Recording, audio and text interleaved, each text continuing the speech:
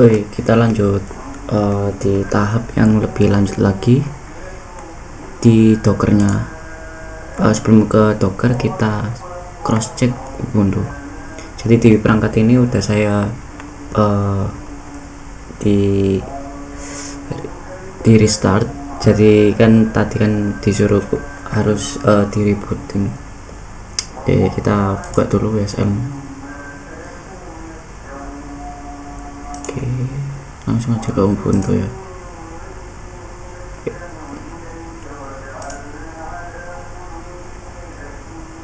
Sampai buka dua, close satu, kepakai satu aja.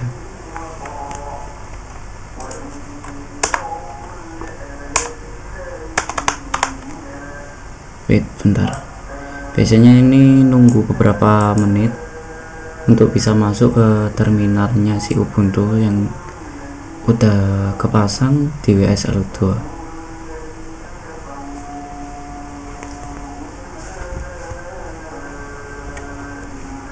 Oke. Kok malah ke out?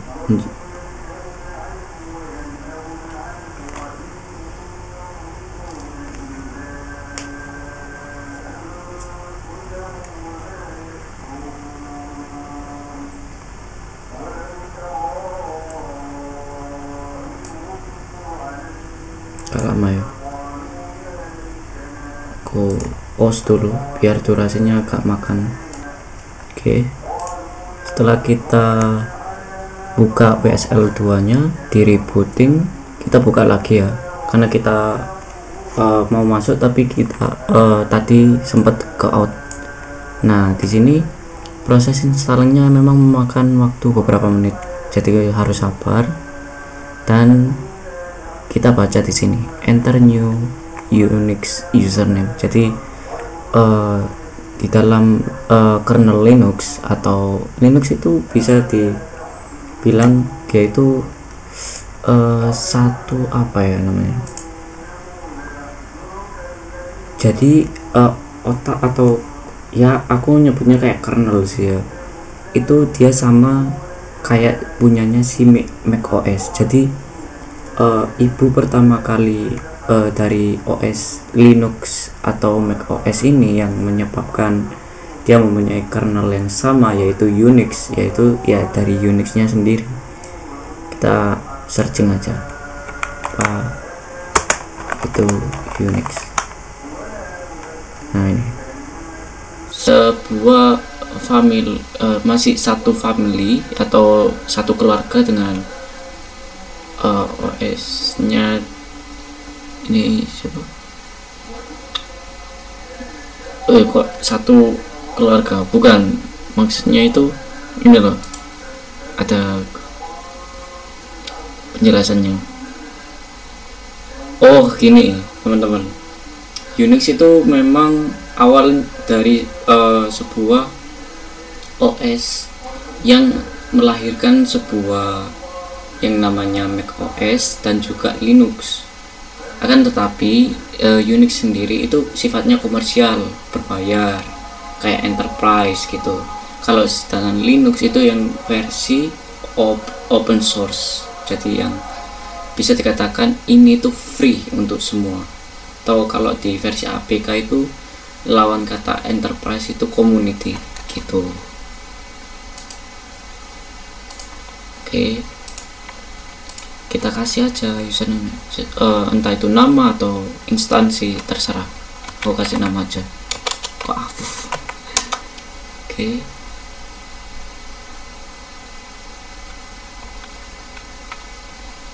Ini agak lembut juga sih, gak tahu kenapa.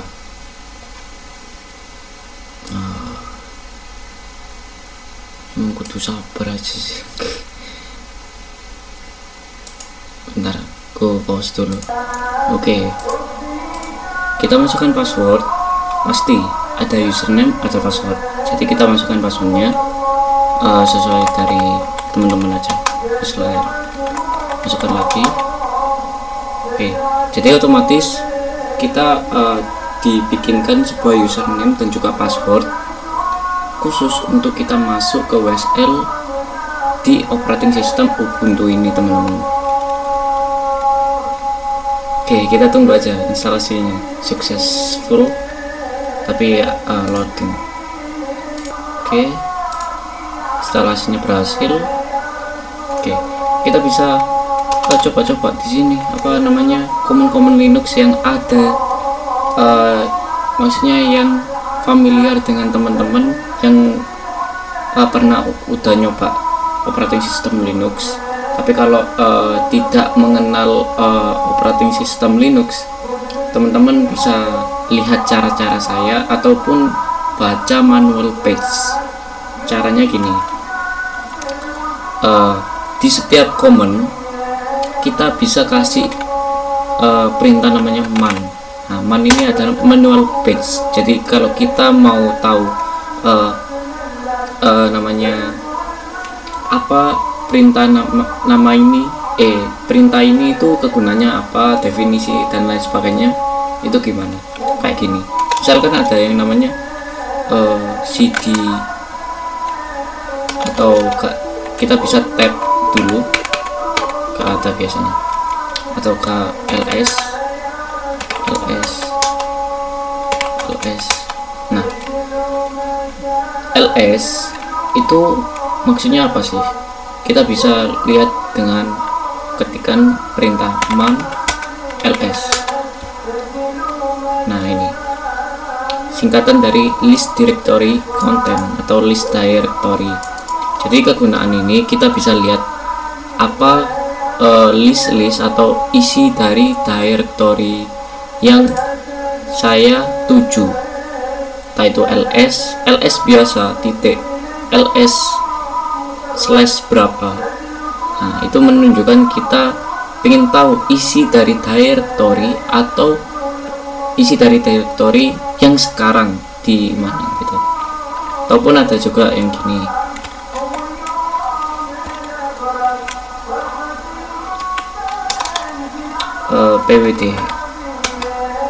pwd adalah kita kasih command man pwd print name of current, atau kalau dari kepanjangannya print working directory. Jadi tampilkan sebuah nama directory yang saat ini berjalan gitu, intinya kayak gitulah.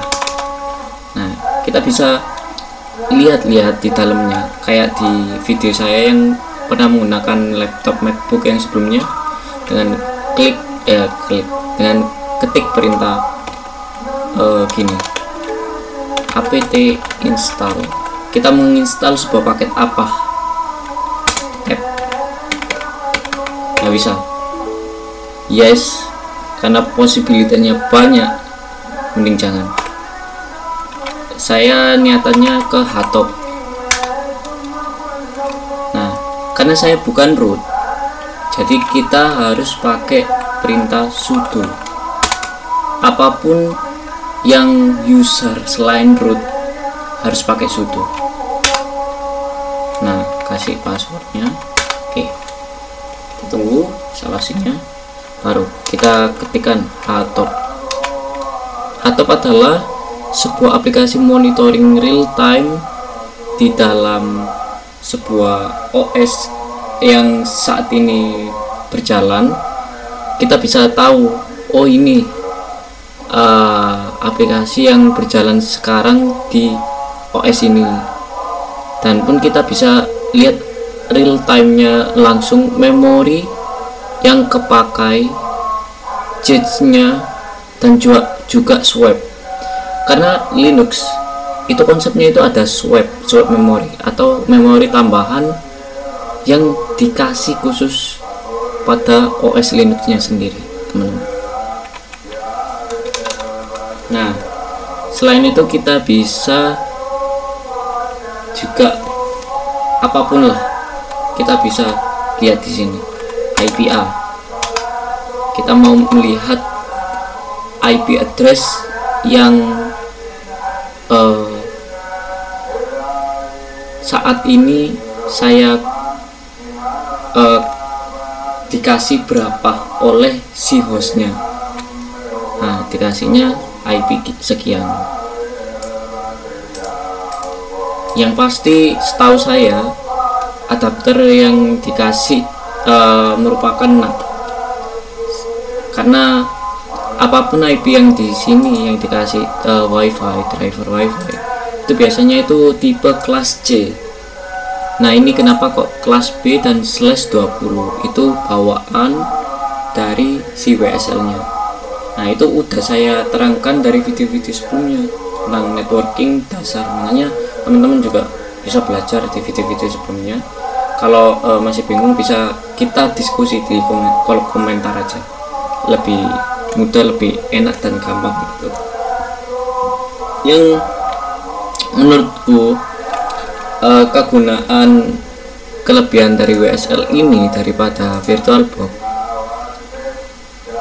coba bayangkan aja teman-teman harus masukkan DVD ISO nya, habis itu belum lagi kita semisal repotnya kita itu ya, seandainya bawaannya VirtualBox itu networkingnya itu dia menggunakan host only, dia malah gak bisa connect ke internet malah, karena dia memiliki internet sendiri layaknya Docker network pada Docker network yang adapternya non, kalau nggak salah non atau apa gitu. Tapi kebiasaannya by default itu bridge semua, bridge adapter harusnya. Nah, pas waktu saya install itu ternyata bawaannya NAT. NAT itu apa sih? NAT itu translate-nya IP. Ketika kita punya handphone ya, nah, handphone kita itu dapat IP dari si router atau jaringan. Nah, itu dari jaringan luar masuk ke dalam itu kan gak mungkin dia itu IP-nya sama kan. Nah, dari routernya sendiri itu yang dia itu mentranslate kalau menurut saya ke IP internal sini yang terkena pada HP, agar IP-nya itu IP kalau menurut saya menyebutnya itu private. IP private yang beda dari IP public yang di luar router tersebut. Nah, itu. Nah, kesulitan pada bukan kesulitan, cuma rumit dan lebih susah kalau kita menggunakan VirtualBox. Tapi ada plus minusnya, teman-teman. Kita tahu dasaran apa itu, kita belajar dari jaringan menggunakan VirtualBox lebih gampang. Dan enaknya lagi kalau kita udah punya gini, kita bisa remote menggunakan putih. Ups, maaf, sini sih. Nah, putih ini. Sebenarnya di via sini pun kita bisa remote via putih, teman-teman. Kita coba aja di sini. Jangan lupa di sini kita lihat dulu port berapa yang terbuka. Nah, di sini kan masih belum menginstal yang namanya paket aplikasi NetTools untuk melihat NetStat. Oke. Enter. Jadi NetTools ini adalah sebuah paket aplikasi yang cukup komplit, entah itu kita bisa lihat routingnya ataupun port yang terbuka kayak gini, NetStat NTULPN. Nah, port yang terbuka adalah port 53323. Nah, berarti otomatis SSH servernya belum kebuka, jadi kita perlu install aplikasi SSH server gitu agar kita bisa remote.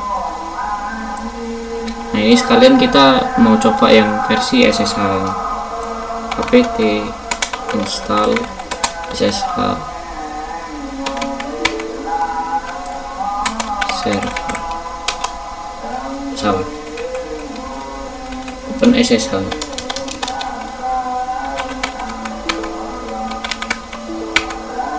Nah ini open SSH server. Gimana sih cara ketik kayak saya kok bisa ada kayak penawaran gitu ya, intinya kayak ada rekomendasi gitu, tinggal tap aja udah selesai. Nah ini nggak bisa, harus sudo. Ini close dulu, saya keklik tadi yang pada atom. Ini aplikasi untuk kode editor, sama kayak Xcode ya untuk belajar nanti kita bisa belajar mengenai coding juga. Kenapa? Yes. Fix missing.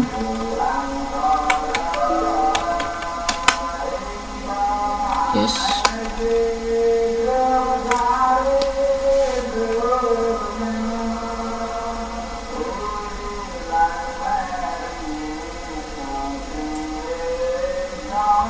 Ini Ubuntu-nya ini versi berapa? Kurang tahu juga sih.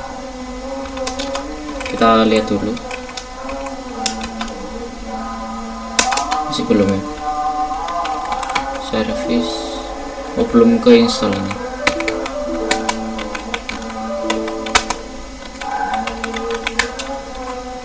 Iya, gak ada. Gak usah dulu ya. Untuk bagian yang ini kita skip dulu karena kita fokusnya pada Docker aja. Oke.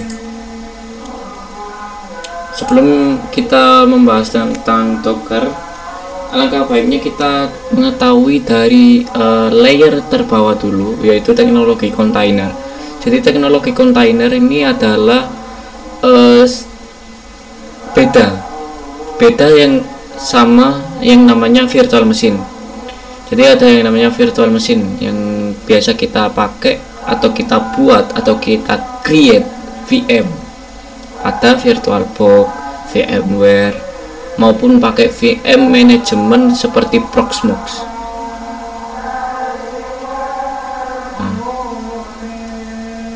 Teknologi kontainer melibatkan pembuatan paket software yang mandiri ya, bekerja secara konsisten terlepas dari mesin yang dijalankan oleh paket tersebut.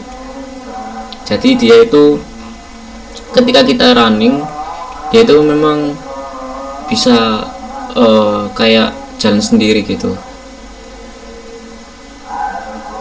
Dan juga perbedaannya udah saya jelaskan, perbedaan VM sama container ada di video yang Learn Managing Server. Itu ada gambarnya kok, sebuah perbedaannya tentang visual.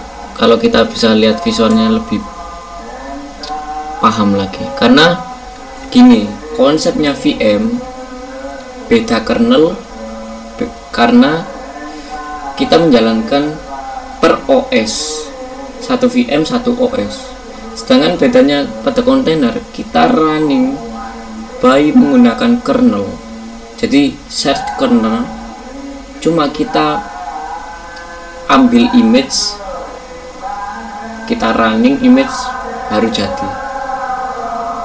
Entah itu OS nya beda-beda dalam satu, di dalam Docker di dalam container host, itu tidak masalah karena dia itu shared kernel, satu OS, yaitu kernel Linux yang dipakai buat container ini. Itu aku yang saya suka dan juga ringan dengan menggunakan teknologi container ini. Oke, tanpa lama-lama kita buka dulu dokumentasi pada Docker, teman-teman. Oke, kita pilih yang ini, jangan Docker desktop. Astaga, di di mana yuk? Download ada.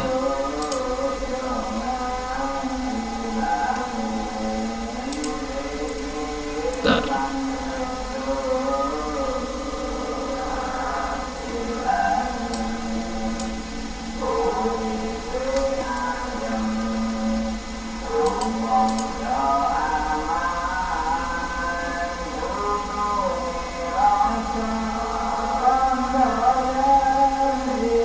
Bukan Docker desktop ya.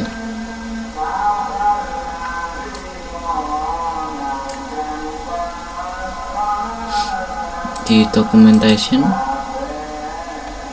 get Docker, ini UI nya beda lagi, lebih bagus atau sama aja. Ini Docker Engine Installation Overview, kita pilih yang ini. Nah,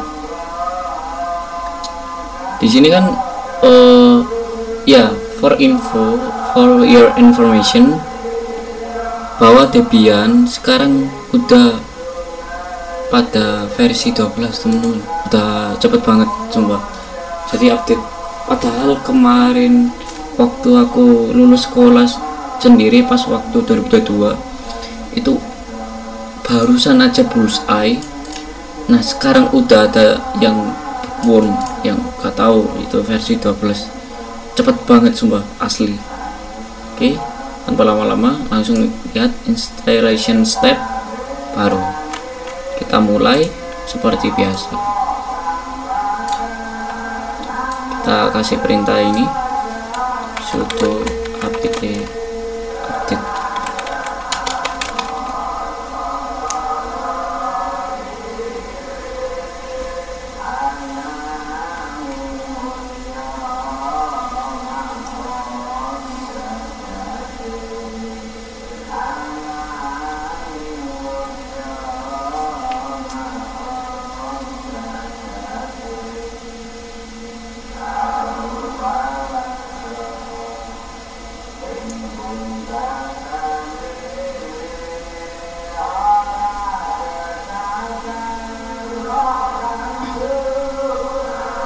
Lama juga ya,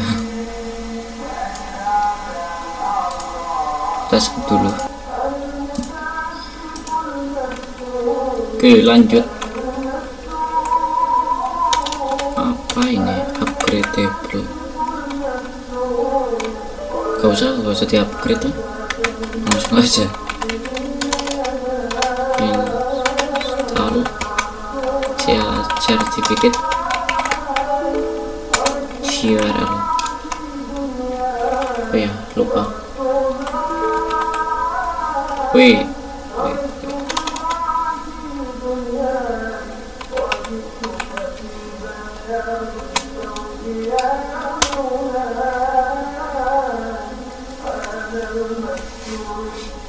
Tunggu.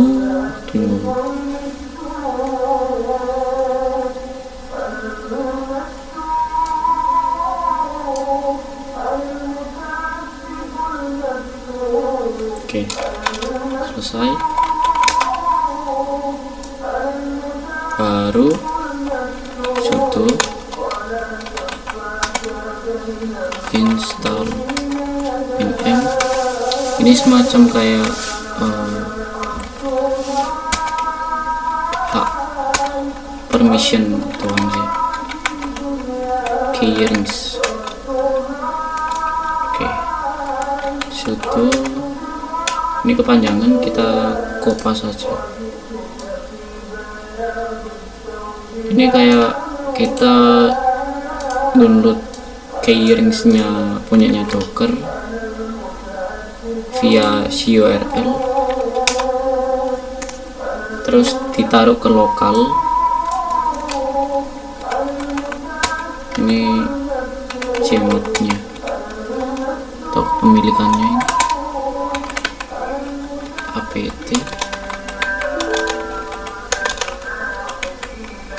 keyrings. docker asc. Oke, baru kita echo.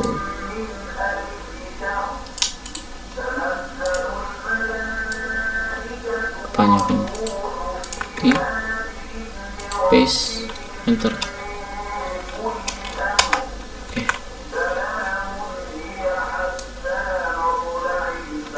gimana sih? Bener sih, gini sebentar.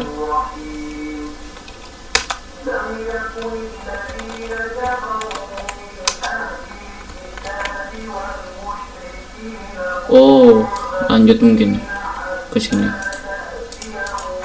dicoba aja. Oh ya, terus kita update.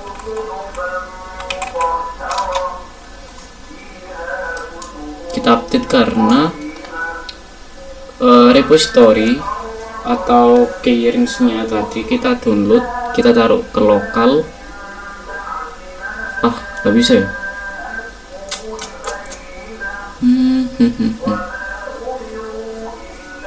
Oh, I see. Iya, ngantuk aku. Yang ku kasih ini punyanya Debian, Pak. Keliru.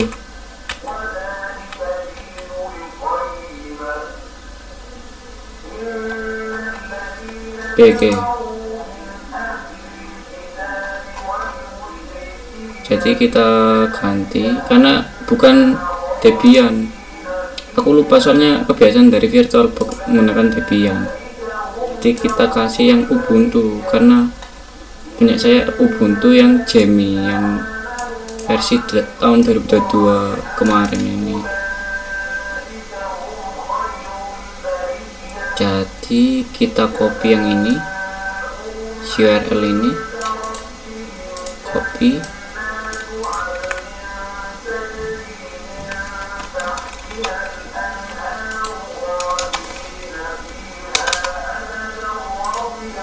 terus habis itu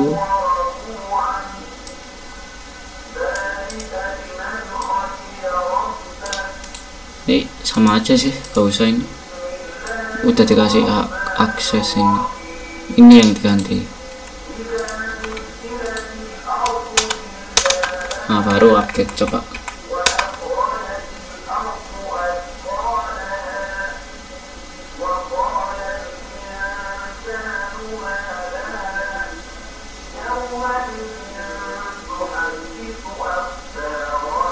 Oke, bisa. Nah, ini udah ada. Jadi kegunaannya kita ambil repository Docker, ditaruh ke lokalnya si Ubuntu-nya, agar kita bisa download Docker lebih mudah karena repositorinya udah ya begitulah. Ini ada dibaca ya teman-teman, install Docker package. Tadi cuma repository, jadi kita install yang Dockernya langsung. Kita copy aja di sini, langsung paste, tes, enter. Kenapa kok panjang sekali? Karena yang pertama Docker CE, sebutan dari Docker Community Edition, Docker CE CLI. Kita mau mengendalikan sebuah Docker dengan command line interface. Jadi versi kliennya itu dengan terminal sendiri, kan beda, bukan kita atur sebagai UI atau GUI kayak Docker desktop. Dan juga ini kontainer di .io biasa. Kontainer di ini kayak si ininya sih, apa ya kalau nyebutnya, kayak otaknya gitu loh, engine-nya gitu, tapi bukan dari si engine-nya, tapi bukan namanya Docker, tapi namanya itu kontainer di gitu. Nah, ada Docker Compose, Docker plugin. Nah, ini cuma tambahan aja sih. Nanti ada sesi lanjutan, kita bahas Docker itu sampai tahap bikin image, custom image, dan juga pakai Docker Compose juga, ini juga ada. Kalau Compose sendiri itu kayak kita nyusun image-nya sendiri, customize. Nah, itu bagian tersulit menurutku. Oke, kita tunggu untuk instalasi Dockernya. Oke, udah selesai ya untuk instalasinya Dockernya ini. Kita bisa lihat pada perintah dengan Docker. Nah, ini udah terpasang teman-teman. Banyak sekali komennya: run, execute, ps, build, pull, push images, login, logout, search. Ini kayak yang saya pada laporan prakrinku yang mengenai command line interface atau command execute yang dipakai pada Docker. Ini ada di slide yang habis bahas di CPIP, pokoknya masih pengenalan Docker.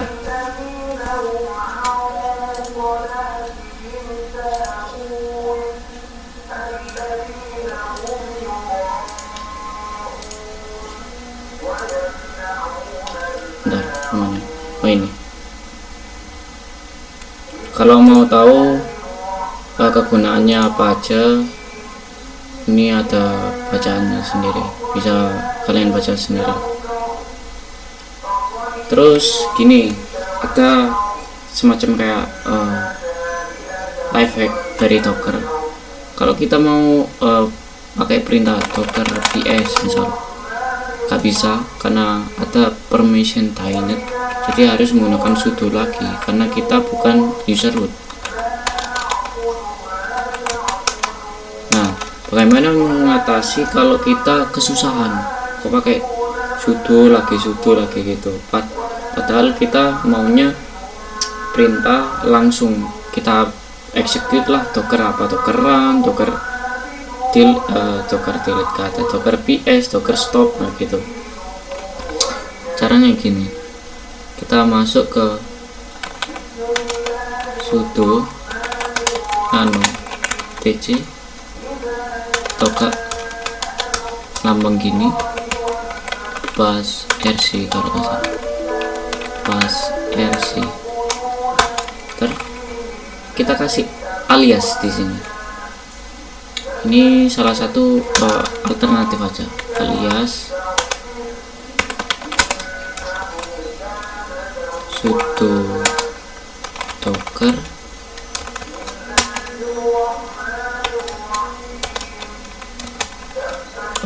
kalau misal gak tahu penggunaan command alias, kita bisa tiru di googling. Pokoknya ada googling, kita cari aja alias command linux sample. Ntar kalau mod ini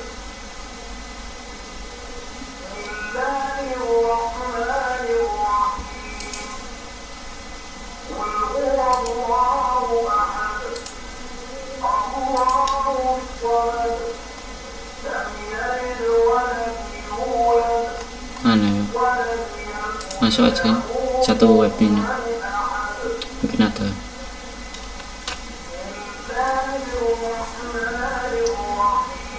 Oke, masuk. Nah, ini kayak gini, berarti kesalahannya cuma ini gak usah sudo docker sama dengan tanda petik 11 docker ini ya. Oh kak, ini aliasnya, ini yang singkatan kita, ini perintahnya yang asli, berarti ini sudo docker, ini docker. Kita keluar, Ctrl X, Y, enter atau kita save. Nah ini nggak bisa kita pakai langsung. Oh bisa ya langsung. Oh ya running langsung. Biasanya kalau nggak bisa kita harus keluar dari sesinya dulu, masuk ke sesinya lagi. Kita harus login lagi. Docker PS. Oh ya kayak gini. Pantesan sih kan cuma Docker doang sih. Kita exit dulu. Nah kayak gini logout kan. Biasanya auto closing. Tunggu aja. Nah kan kita buka lagi sesi baru. Jadi ngelag ini. Oke tunggu.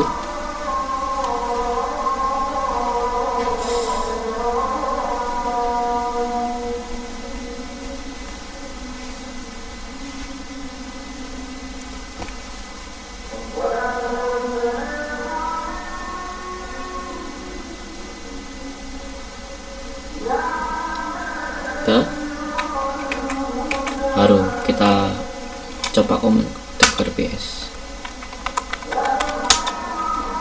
Nah bisa kan Docker top nggak bisa. Docker stop nggak ada. Docker ls ada. Docker image just image kayak gitulah. Docker sendiri kita bisa lihat minv, kita versinya sendiri, per version berapa gitu. Atau enggak Docker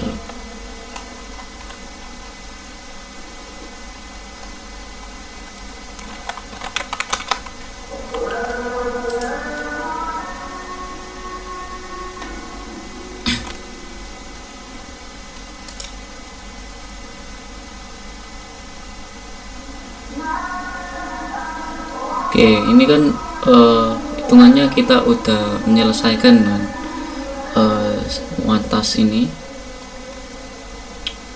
Nah selain itu ini ada bahasan untuk uninstall Docker image, Docker engine. Kalau kita mau nge-remove dari WSL nya. Nah di sini kita ada pembahasan juga, entah dari kita bisa ambil sebuah eksperimen ataupun pengalaman, bukan pengalaman lagi, based on lab ya. Kita coba praktikum ya di sini pun bisa. Kalau setauku dulu Prakrin nyobain ini Docker ini nih Scott Docker build. Ini Scott aku barusan tahu ini, baru sekali ini. Docker build biasanya di sini dijelaskan cara nge-build image atau bikin image. Nah ada yang namanya multi stage build ataupun multi platform image gitu. Selain itu bikin image sebenarnya itu ada caranya teman-teman ya, entah itu ada yang pakai Docker file, ini yang versi simpelnya kalau menurutku ya, Docker build bla bla bla, nanti filenya itu namanya Docker file gitu. Ada juga yang namanya Docker compose yang saya jelaskan tadi itu, yang kita install juga. Biasanya kebanyakan kalau kita mempunyai cluster server terus kita manage menggunakan teknologi kontainer kayak ini, Docker maupun Kubernetes, kita ngeraciknya lewat compose biasanya kayak gini. Nanti filenya itu dia itu format .yaml biasanya. Kalau teman-teman yang pengalaman dari DevOps biasanya itu dia tahu lah kenapa kok bisa pakai YAML gitu, bukan pakai JSON ya. Kalau JSON beda lagi, nanti kita nyemplungnya lebih nanti itu di sisi ini nanti apa namanya, kalau JSON itu versi JavaScript objek apa gitu. Kalau YAML ini khusus untuk ngeracik ya, ngeracik sebuah image pada cluster teknologi kontainer ini. Memang benar-benar cocok lah kalau menurut saya YAML. Oke, itu aja menurutku. Kita bisa lanjut di video selanjutnya untuk pembahasan lebih dalam lagi.